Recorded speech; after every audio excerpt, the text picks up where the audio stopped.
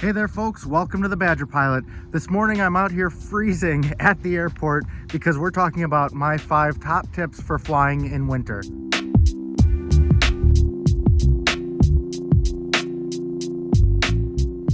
It's cold out here, really cold. In fact, I can't tell if it's on the camera or not, but I can definitely see my breath. And so I'm gonna give you the 5 tips that I do in order to fly during the winter. And at the end of this video, let me know down in the comments what additional suggestions that you have for flying in the cold and flying in winter. And step number 1 is all about proficiency and currency. We all know that during winter, the daylight hours are shorter and shorter, and so night currency is absolutely key. And this came into play not too long ago when I was at my daughter's hockey game up in Eau Claire, and she wanted to stay to watch the game after hers. Well, if I wasn't night current or night proficient, that wouldn't have been an option. But because I was ready, I knew winter was coming, I knew I'd be flying at night, I had gotten night current and night proficient not long before that, so it wasn't a big deal. But it's more than just logging your 3 landings and making sure you're current to carry a passenger. It's all about making sure you're proficient with what it takes to fly at night. And one of those things is understanding and trusting your instruments. I don't care if you're a VFR pilot and you don't have your instrument rating, you need to have confidence, at least referencing your instruments from time to time and cross-checking with what you're seeing out the window, because at night, we all know you're not going to necessarily have a true horizon out the window to be able to see. So if you're a VFR only pilot, I'd encourage you to go out, get some time under the hood, either with an instructor or a trusted instrument pilot, and get that scan going so that you have some proficiency on the instruments.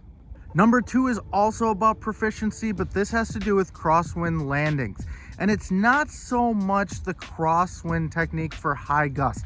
Yes, we all know that in the winter, the jet stream comes further south, we get higher winds, and inevitably they're crosswinds.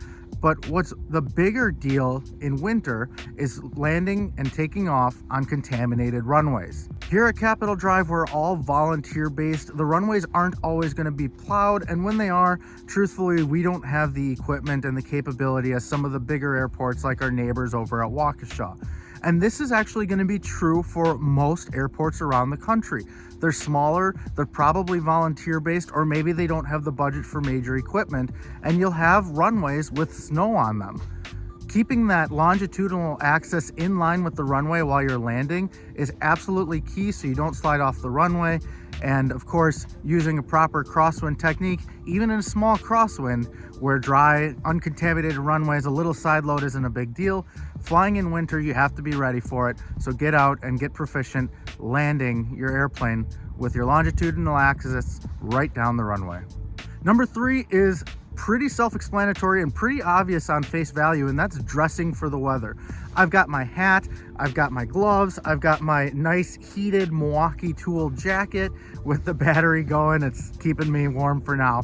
But it's not so much a dress for egress thing, and it's certainly not for staying warm while you're flying. The heat in my plane and in most planes is actually pretty good. Egressing is something that is a very low probability when we're flying an off-field landing in the woods or in a field and you need to stay warm. But one thing we do every single flight is pre-flight. Now, I'm lucky enough to be in a hangar.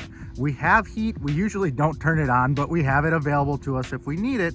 But there's one thing, even in a hangar, that I have to do outside, and that is fuel. You don't want to start your flight by being so cold that you can't feel your fingers, and so everybody at some point is doing some sort of pre-flight outside. Keep yourself warm so that once you get in the plane and you start shedding layers, under this I just have a light hooded sweatshirt and that's just what I fly in. You're comfortable, you're ready to go, and it keeps you in the right mindset for when you start that engine. And staying on the theme of staying warm and heated, number 4 is having some sort of way to preheat the airplane. And yes, usually this is just geared towards the owners, but I'm going to reach out to all of you guys that rent too. Take good care of these airplanes. Find a way to make sure they're preheated. Some planes you can plug in. I have an oil pan heater, so when I wake up, I know I'm going flying. I can just say, Alexa, start my oil heater, or I can log on to the app. And I have a smart plug that is Wi-Fi'd into the hangar, and it starts my oil pan heater for me. And then when I get to the airport, I also bring a small space heater and I start warming the cabin. This is really nice for general comfort when I get in the plane, but a bigger deal is it starts heating up these instruments. These old 1960s, 1970s gyroscopic instruments, just like our bodies, don't work as well in the cold. But by getting a space heater in there, we can start warming up those instruments and they'll work better and last longer. And my fifth tip for flying in winter is to find motivation and find good missions to fly. It is single-digit temperatures out here today, and if I didn't have a mission to go flying, I probably would just cancel the flight, because just flying for the sake of flying when it's this cold, yes, it's fun, yes, it gets warm in my plane, but getting the plane ready, especially after standing out here in the cold filming a video, is not my idea of a good time because I'm gonna be cold. But if you have a mission, it motivates you to get out there, go through the steps, suffer through a little bit of cold just to get flying. Because it's easy to say, it's cold, I don't feel like flying, maybe next time. And then the next time, you say the same thing. It's cold, I don't feel like flying, maybe next time. And then before you know it, it's springtime, you're out of currency, you're certainly out of proficiency, and now when you try and go to that pancake breakfast at the busy, uncontrolled airport, you don't remember how to fly an airplane, and you're going into the bee's nest. So just make sure you're finding good excuses to fly, or at least have the mindset of, I know it's cold, it'll be a little uncomfortable for a while, but I want to stay current, I want to stay proficient. Let's have a purpose to our flying and get out there and get up in the air. So that's it. Those are my 5 tips for flying in wintertime. Let me know down in the comments if you guys have any additional tips, something that maybe I missed or something that you would like to see changed. If you like these top 5 videos, let me know too. I know it's kind of out of the norm for me, but it's been cold and I haven't been flying, but I do have some summer flying left to bring to you guys in future videos. So make sure you're subscribed and all that good stuff.